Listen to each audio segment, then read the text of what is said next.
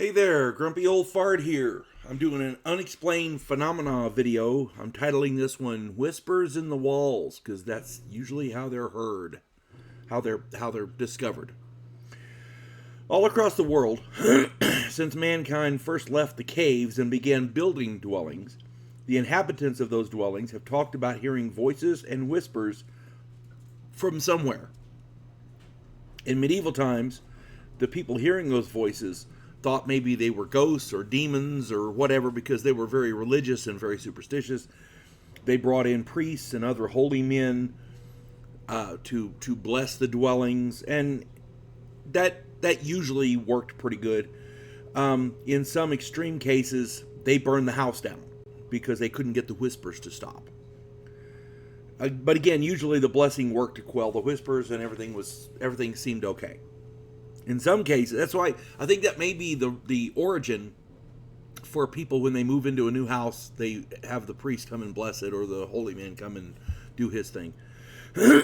Whatever religion applies. But my point is, that may be the origin of that. I'm not sure. Don't quote me on that, but it seems logical.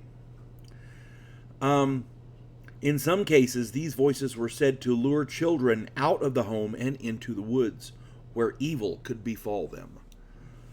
In other cases, the voices mimicked loved ones who would lure people downstairs or through doorways where accidents or other badness occurred to injure or kill them. Sometimes they're malevolent, sometimes they're benevolent. We just don't know. In my opinion, better not take a chance. Now, this is not a haunting, but rather an infestation of a small humanoid figure of folklore called the duende. A duende is an elf, a goblin, leprechaun, or gnome, whatever you want to call them. They live in small hidden places like cupboards, crawl spaces, inside walls, or in some cases, hidden glades or hollow trees, that kind of thing. In Spanish folklore, there are multiple types of duende, including Añanas. I hope I'm saying this right. Anjana. Anjana. Busgosos, Diaños, Inaños, Elfos, Hadas, Nomos, and others.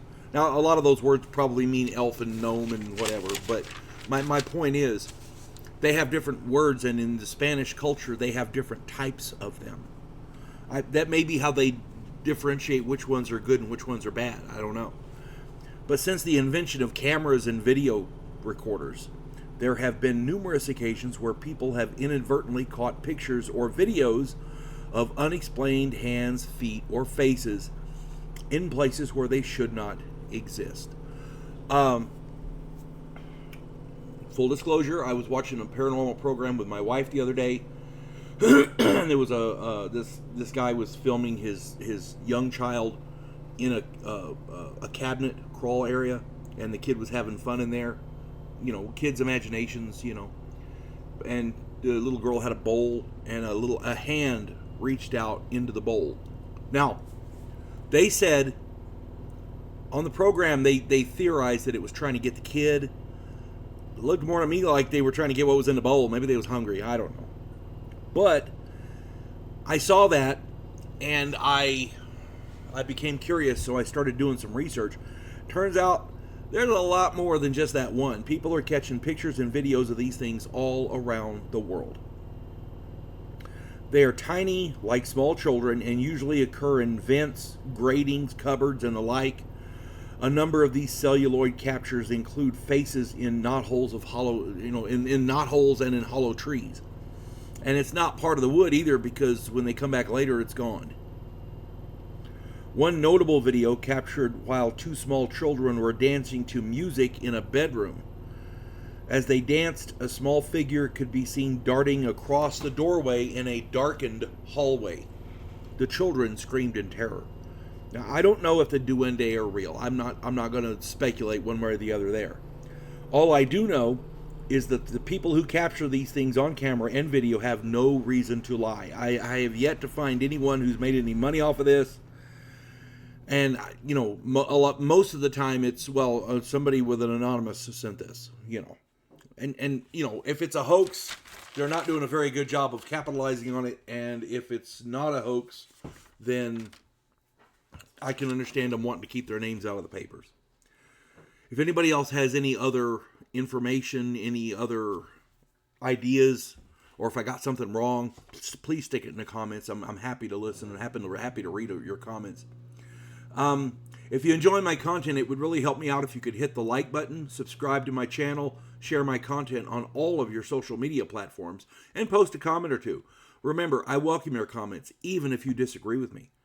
And check me out over on Rumble for my political commentary and weekly current events. If you enjoy a good book, check out my author page on Amazon.com. My pen name is H.L. Anderson. You can find all of my books there, including a fun story about a house in New Orleans where the monsters all hang out. It's called The House Off Farrago Road. I took as many disparate versions of mythological creatures as I could find, and I stuck them in there. So yeah, if you enjoy quirky, weird reads that have a good plot and an entertaining story, check them out. H.L. Anderson over on Amazon. There's a bunch of different books there. Hope you find something you like, and I hope you enjoy reading it. That's all I got for this one. You folks have a good one. God bless one and all.